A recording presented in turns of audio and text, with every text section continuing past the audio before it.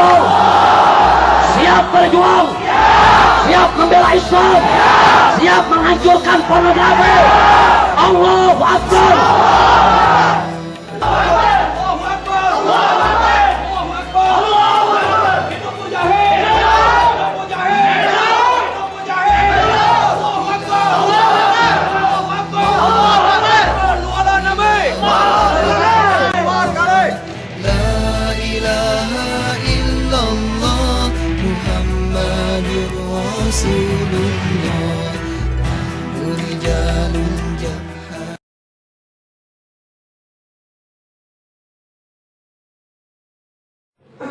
Assalamualaikum warahmatullahi wabarakatuh. Bismillah, walhamdulillah, wassalatu wassalamu ala rasulillah wa ala alihi wa sahbihi wa mawala. Allahumma anfa'na bima 'allamtana wa 'allimna ma yanfa'una. Allahumma zidna 'ilma warzuqna fahma wa atina hikmah. Allahumma barik lana fi majlisina hada birahmatika ya arhamar rahimin. Walhamdulillahi rabbil alamin. Taqabbalallahu minna wa minkum wa taqabbal ya karim. Ikhwan, seperti biasa pembacaan doa maulidnya nanti pada penutupan. Alhamdulillah pada kesempatan hari ini kita kumpul kembali di tempat ini. Mudah-mudahan kita semua mendapat keberkahan dari Allah Subhanahu wa taala. Dan ini hari cukup istimewa tentang bagaimana pentingnya kita memahami dan membedakan antara ikhtilaf dengan inhiraf. Ada ikhtilaf.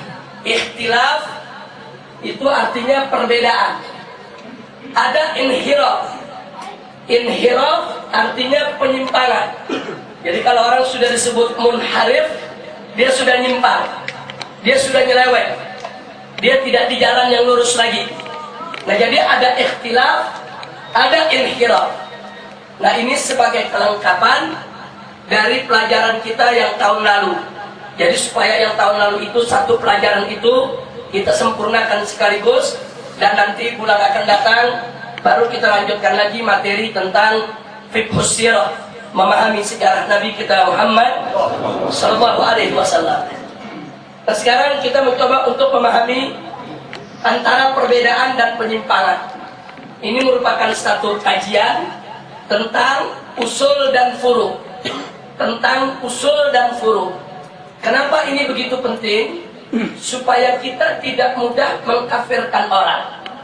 Jadi Nabi menegaskan dalam satu hadis, hati-hati.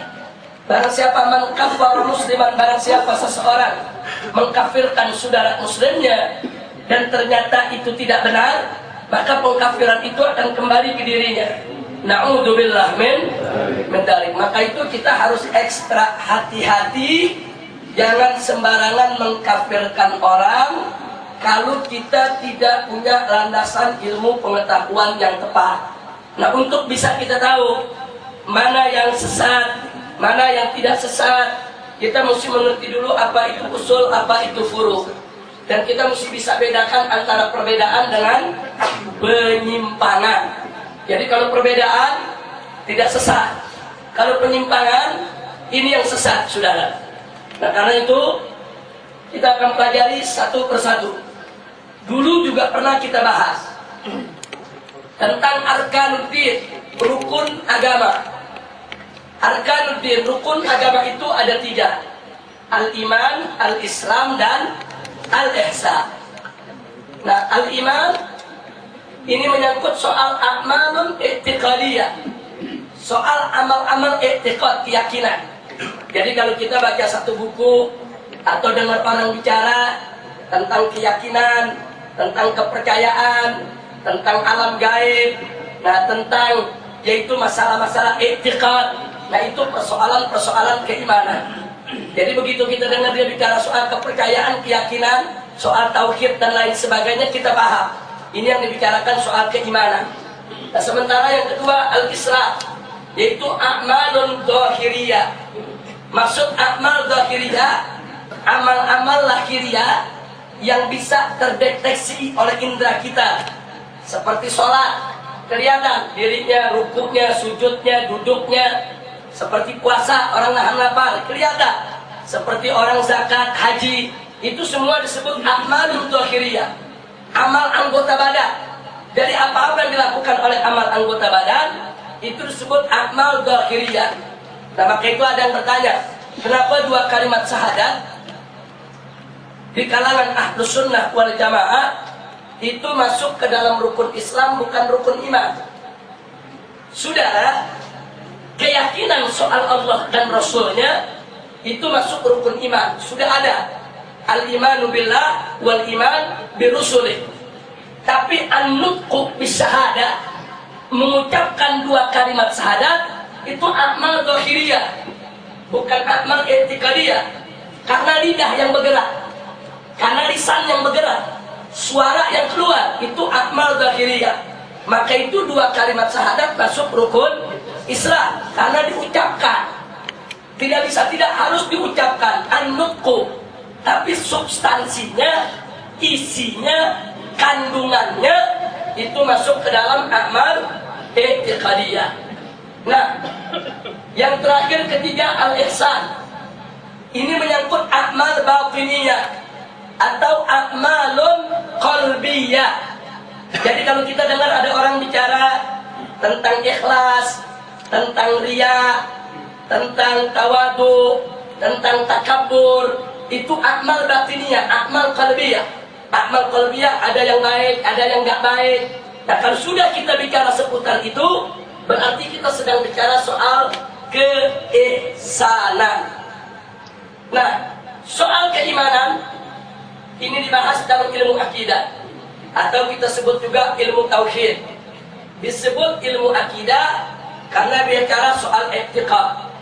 Disebut ilmu tauhid karena dia punya tujuan asasinya adalah untuk mentauhidkan Allah. Kemudian yang kedua al-Islam, ilmu yang membahas soal keislaman, ilmu syariah.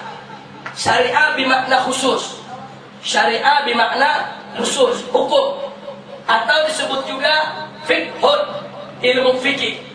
Jadi ilmu fikih, ilmu syariat itu membahas soal keislaman. Makanya kalau kita buka ilmu fikih, bab-babnya soal tohara, soal wudu, soal tayamum, soal sholat, itu semua amal zahiriyah. Sedangkan yang ketiga soal keihsanan, itu dibahas oleh ilmu akhlak, atau kalau lebih mendalam lagi biasa disebut ilmu tasawuf. Nah, ini membahas soal-soal amal qalbiyah atau amal batiniyah. Nah, saya nggak mau bicara panjang lebar soal ini dulu sudah kita bahas dengan panjang lebar. Intinya bahwa Islam akidah, syariat, dan akhlak. Jadi Islam itu bukan akidah saja, Islam itu bukan syariat saja, Islam itu bukan akhlak saja. Islam itu akidah, syariat, dan akhlak. Ini disebut arkan, rukun. Kalau disebut rukun, satu saja tidak ada, enggak sah dia punya agama, saudara. Persis seperti rukun sholat. Salah satu rukun sholat baca suratul Fatihah. Kalau nggak baca suratul Fatihah, sholatnya sah tidak? Rukun agama, iman, Islam, ihsan. Satu saja rukun nggak ada, maka batal dia punya agama. Jadi ini disebut arkanuddin. Satu sama lain nggak boleh dipisah-pisahkan. Jadi harus menjadi satu kesatuan yang tidak terpisahkan dan memang tidak boleh kita pisahkan. Nah, makanya kalau ada muncul pertanyaan, mana lebih penting antara iman, Islam, dan ihsan? Satu pertanyaan yang sulit dijawab. Karena semuanya sama penting dan semuanya harus dilaksanakan secara bersamaan. Tidak boleh yang satu dilaksanakan, yang lain ditinggal. Jadi kalau Anda mengatakan, oh akidah lebih penting daripada fikih, bagaimana akidah ini bisa dikatakan kuat kalau tidak terimplementasi dalam persoalan fikihnya? Oh, fikih itu lebih perlu daripada akhlaknya. Sudah, bagaimana pelaksanaan syariat itu bisa benar kalau tidak dilandaskan kepada akhlak thayyibah, di antaranya ikhlas. Fikih kita nggak diterima tanpa ikhlas. Nah, karena itu ketiga-tiganya ini satu kesatuan, nggak boleh dipisah. Satu kesatuan tidak boleh dipisah. Ini arkanuddin.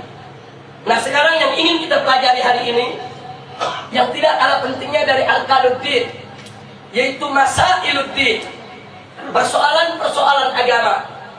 Kita bagi menjadi dua. Ada persoalan yang masuk usuluddin. Ada juga persoalan yang masuk furu'uddin. Usuluddin. Usul ini dari kata aslun. Jamaknya usul. Aslun artinya asal, pokok, dasar. Usul artinya dasar-dasar, pokok-pokok. Jadi kalau disebut usuluddin, pokok-pokok, dasar-dasar agama Islam. Nah karena itu, karena dia merupakan pokok dan dasar, dia sangat prinsip dan mendasar.